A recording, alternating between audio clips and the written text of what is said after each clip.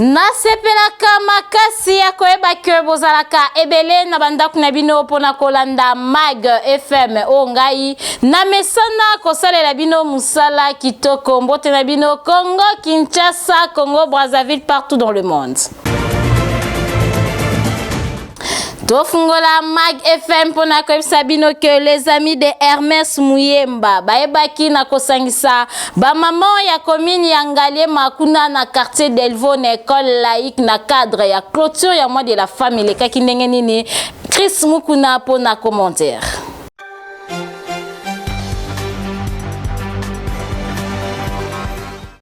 Na cadre ya clôture ya sanza ya ba maman nde na yango les amis de Hermès Muyembe oazali bongo membre d'honneur ya parti Autre Vision du Congo AVC na Mukuse oyekamba makana yemoko le génie blanc maître Didier Boudimbu Ntwabwanga bayebaki na kosalisa milulu ya kafu na coordination ya Lukunga oyekamba makana mwana mboka les cordons Freddy Katambwe Musongela bakisela de pères et de mères milulu wana esangisaki ba mama ya nzango ya commune ya Ngaliema mingi penza ya Delvaux, Brikin pe Bumba bisika nini bakutanaki pe bayebaki na kosalisa tournoi ya nzango oyo badenomaki Ngaliema pour Muyembe ndeko nanga ndimelanga milulu yango elekanaki kitoko makasi ba mama basepelaki lolenge nini ndeko Hermès Muyembe azali bongo ko tirer attention na o etali bongo développement pe droit ya ba mama kasi bosimba ete masolo yango ekumba makibongo na yemoko Robert Makela pour la papa Hermès vraiment merci vraiment Nindi biso ba mama ya Brikin toza vraiment simanayo toza vraiment simanayo toza na tetongo toza simanayo toza zelayo pe na parlement pour le la biso. Je remercie notre visionnaire, les camarades Hermès Muyembe pour le château nani kanisa ki ba mama ya Ngaliema o bazali ba électeur na yo awa ba mama ba lobi ba kotika ete bangona Hermès Muyembe fimbo ya kekele bosimba ete milulu oyo esalemaki pona kotombola structure oyo babengi les amis de Hermès Muyembe. Mama Hermès Muyembe viva! Mama Hermès Muyembe viva! Ba chauffeur mingi ya ville province ya Kinshasa bazalaka na notion ya code de la route te Henriette Futila asali biso élément oyo.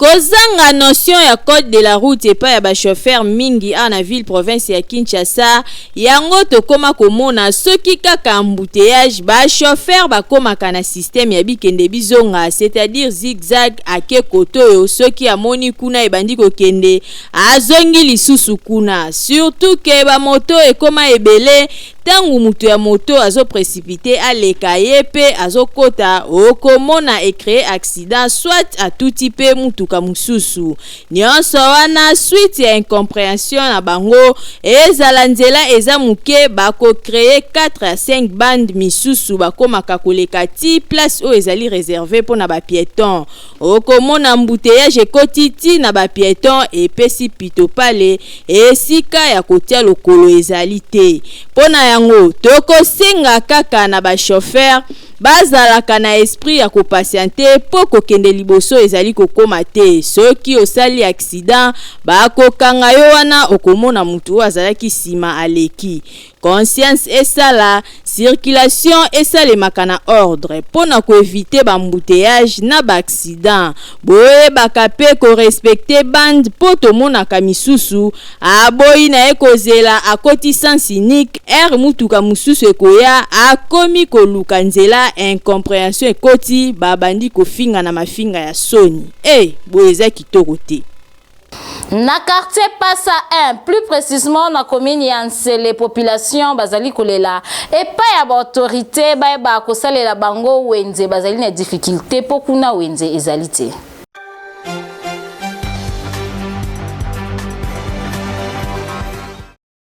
Na commune ya Ntsele, quartier Passa 1 sur avenue Carrière, population bazali kolela na mai na miso pwete bazali na wenze ya malamu te, bazo senga na bakonzi botalela bango likambo etali ba wenze kutu bango moko bazwa kutu decision ya ko créer ba wenze na mapangu ya bato kasi soki mokolo moko batata mapangu baloti bango engaye bako bengana bango ya kobengana kutu ezopesa na mawa boyo kandenge bango moko ba mama ndenge balobi na micro ya Mag FM.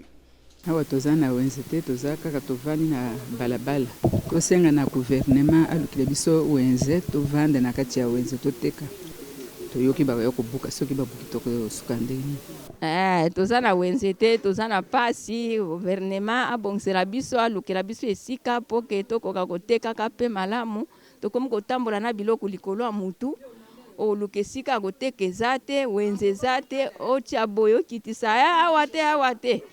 finalement toza na kimia te tona souci basa eso wenze ndio sana terre jaune biso toteka baba daba ndiko buka ndeza to aso kuna place te so to kangi biloko to cheka la mutu to temisi boye moi to tia eza te po place eza te toza poso basa eso to wenze moi mukie to komata koteka po to zwa pe moyen to vivre na bana po misala eza te yango ka to débrouiller mais wenze eza te na terre jaune ndio bana wenze biso ana carrière to na wenze te biso to teka na wenze te toza na balabala o eza wenze te na mapango ya bato me bazo ya ko déranger biso ka ko buka ko bengana biso toza na wenze te na pokwa to pesa batike siko nde bazo bengana biso boye na pokwa baye kozwa tike siko to kei batike bakozwa wapi ifale bakonzi batelema balukela biso esika bachela biso wenze so totali carrière terre jaune befo bank pasa maba kaka biso nde na carrière batozangi wenze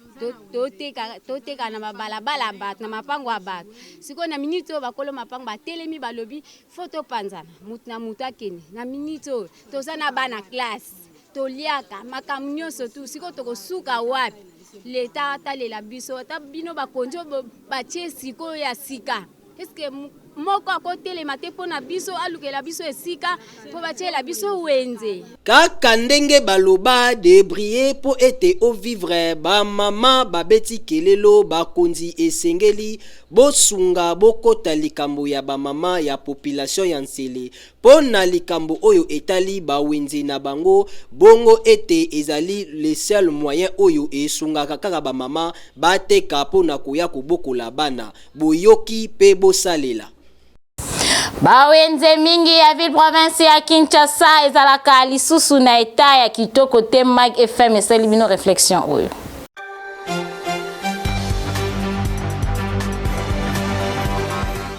Bawenze mingi ya ville province ya Kinshasa ezalaka lisusu na eta ya malunga te oyo ekoma kopesa pasi mingi na bateki po batekaka na ba condition ya mabe soki otamboli na bawenze nyonso oko constate salite ba fulu ba mai ba mesa ya malonga te oyo ko permettre bateki batanda biloko po bateka lolenge esengeli nzokande bafutaka ba taxe na bango chaque jour oyo bambongo wana ebongi esala misala ya ko entretenir bawenze kasi bateki bamitu tunaka mingi soki bambongo yango ekendaka wapi po mbongo epesamaka chaque jour kasi wenze ezali kotikala kaka na eta ya malamu te pe ezali kobeba de plus en plus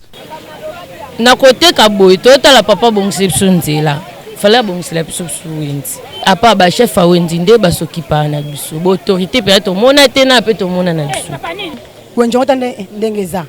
bien kututé bukana eloko moko te kuna kati kuna eza kuna eloko. En tout cas, administrateur ya bawenze nyonso ya ville province ya Kinshasa musala nini bozali kosala po population bazali kolela modèle bazali kotekela ezali kitoko te mbongo ezali kokota na caisse chaque jour kasi mbongo yango olie na tour nango esala musala ya kobongisa bawenze kasi ezali kokende wapi po bawenze ezali kaka kokufa pe kobeba population bazali koteka biloko na ndenge elongo banite oyo ezali kitoko te biloko il faut etekamaka na esika moko ya propre pour la santé n'a pas de prix bo trouver solution bawenze ebonga boye kitoko te bawewa bazali kopesa population pasi po bazalaka na prix fixe te ya transport to pe ya trajet oyo mutu azali kosala mutu na mutu azali na prix na ye population baleli pona yango.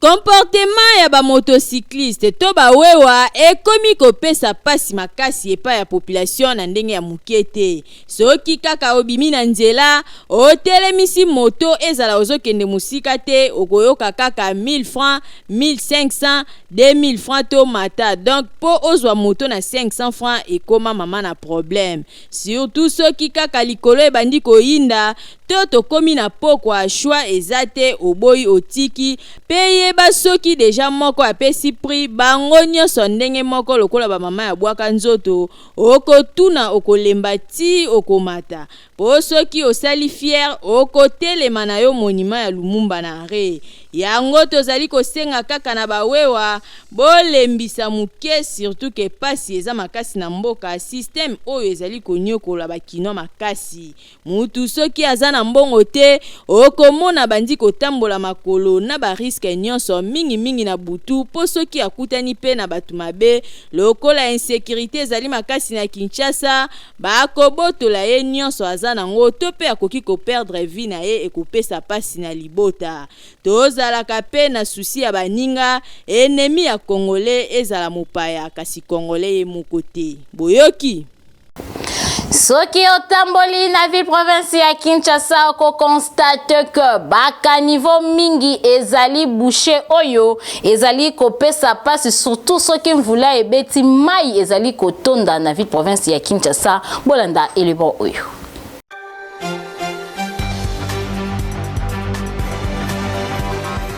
Likolo ya manki ya ba poubelle publique awa na ville province ya Kinshasa population bakomisa baka niveau ba poubelle nzokande ezaleli wana ezali malamu te conscience esengeli esala poka niveau ezakaka nzela moko ya kolekisa mai lokola mai alingaka obstacle te na nzela na ye yango tozali komona ba dégâts mingi ezali kosalema soki mvula ebeti mai ezozanga nzela ya koleka likolo ya ba matiti pe ba bouteille en plastique oyo efanda na kati ya baka niveau donc oyo pe ezali moko ya ba facteur oyo ezali kosala ke ba inondation esale makapamba pamba okomona mutu aza na maison pembeni ya makadam soki akomboli akobwaka matiti to salite na ye kaka na terrasse oyo eza wana misusu pe auti na salite na ye na ndaku aye kobwaka yango kaka na terrasse en tout cas kibomoto esala soki poubelle publique kote ofandi ezali te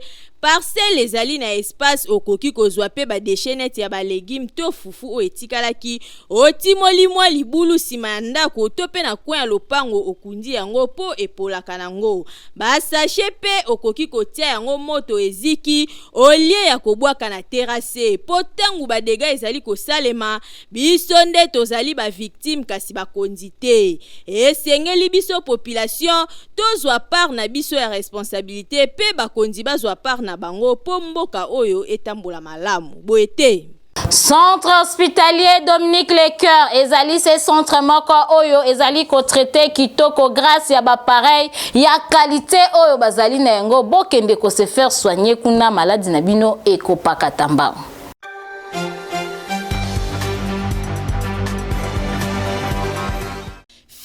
Fini makambu ya kokende ko se faire soigner na ba centre ya simandaku oyo ezali koboma ba congolais mingi po mobange na hôpital oyo ezali na ba norme sengeli yangoyo Centre hospitalier Dominique Lecoeur eye kosunga peuple congolais azwa soin ya malonga na ndenge esengeli mwana Congo. Centre hospitalier Dominique Lecoeur okokuta awa ba pareil ya malonga ya médecine moderne ya solo oyo ezali ko détecter maladie nyonso ebombani na nzoto ata ebombani na songe ya suki grâce ya ba pareil oyo maladie wana ekozala détecter. Awa bazali na laboratoire ya malonga kaka pona kosunga peuple congolais. Esengeli boyeba ke ba médecin oyo bazali ko traiter pe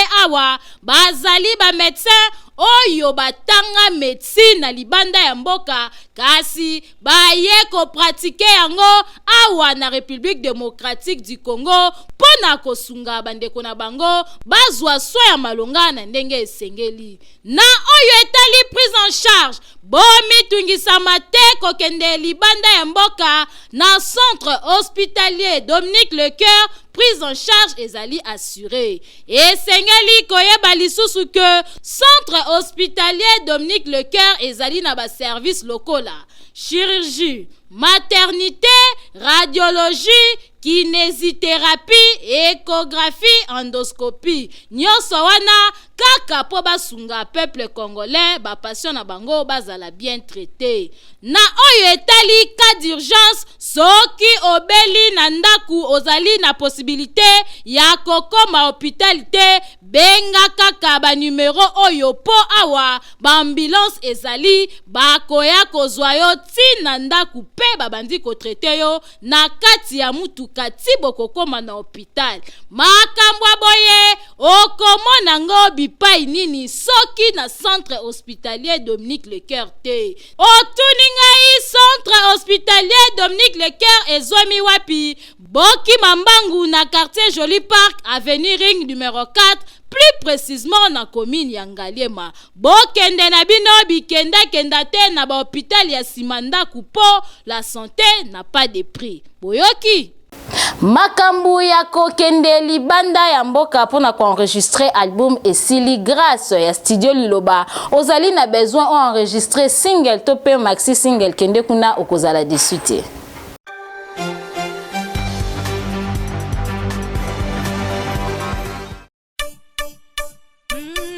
Balanga nzembo bakolo kunga solution pona bino eye.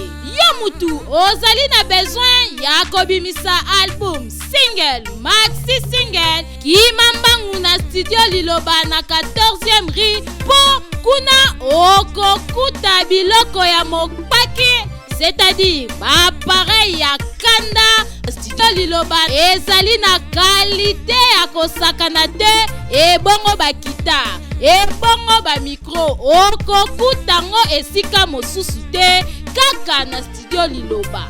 Awa soki okoti okoyemba lokola Angelu po awa son erataka kutu te awa tobetaka na biso mopanzi te po nyonso ezali na qualité. Enregistre album na yo awa ebimi lokola outaki na États-Unis nzoka nde enregistraki yango kaka na ville province ya Kinshasa na 14e rue na studio Liloba.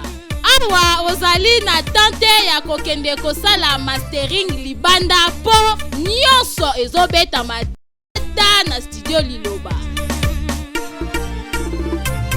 Kopanga na yo na oyo etali prix a cause ya ba appareil sophistiqué oyo ezali awa prix ezali nango abordable. Ofuti mbongo mukie kasi basaleli yo musala ya qualité. Oyoki Boki Mambangu na commune ya Limete na 14e rue industrielle numéro 23 na avenue Mulangi oza mobimba akei ezali na ndenge elongo bani. Oyoki boyebele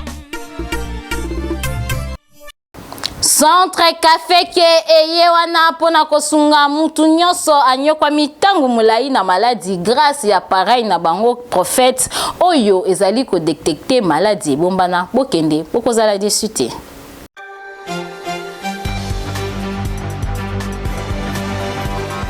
Otamboli,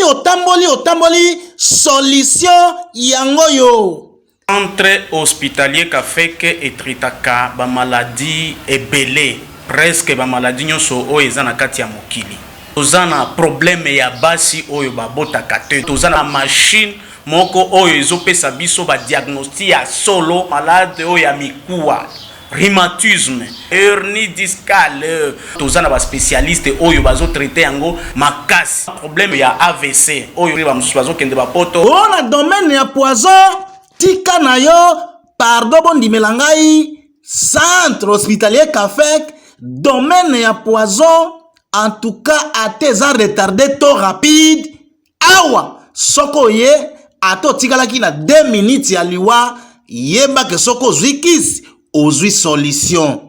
Biso tozana nguya parce que tozana machine moko oyo toyaki na poto ezo détecter kitoko problème ya ba poison na kati ya nzoto. Ata eza ya ndenge nini et puis tango e détecter yango ezo talisa tant oyo esali na kati ya nzoto quantité eza ndenge nini na ndenge nini ya ko traiter. Lingaka oyeba ndenge nzoto na ezali kotambola. To oyoka batiko taki ya machine ya mundele ndenga za ko detecter ba maladi nyoso yaka komona machine oyo babengi prophète. Prophète azali koloba makambo ezalaka o ezali koya po o ezali sika awa ndenge moko na machine oyo ezali ko detecter ba maladi nyoso. Okosenga te o ebisa médecin onongai nazobela boy te. Appareil wana biso to surnommé appareil wana prophète zozua maladie nyonso oyo eza na kati ya nzoto na ya mutu na ba symptôme nyonso na cause oyo ekozaka maladie wana appareil wana e proposer lisusu traitement ya mutu oyo il faut kopesa telle période oyo na promotion ezala ba examen ezala ba traitement ba activité nyonso oyo ezosalama awa na centre hospitalier Kafeke eza na kati ya promotion oza na Rompwe Ezo, Simaya Station Lodge, Avenue Ngindu, numéro 5, quartier Yolo Sud, commune de Kalam. Numéro de téléphone Nabiso 085 041 14 07. Osilisa classe depuis kala tope outi kosilisa ane oyo kende mbangu na Esmicom epai wapi okotanga kitoko po ezali université ya Malonga pe diplôme nango ezali na valeur ya makasi ata libanda ya mboka.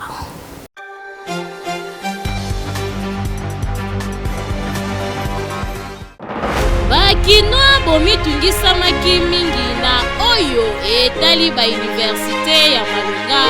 olela na bino esilie grâce ya Esmicom école des métiers de l'informatique et des commerces eye kopangusa ba parents mai ya misu.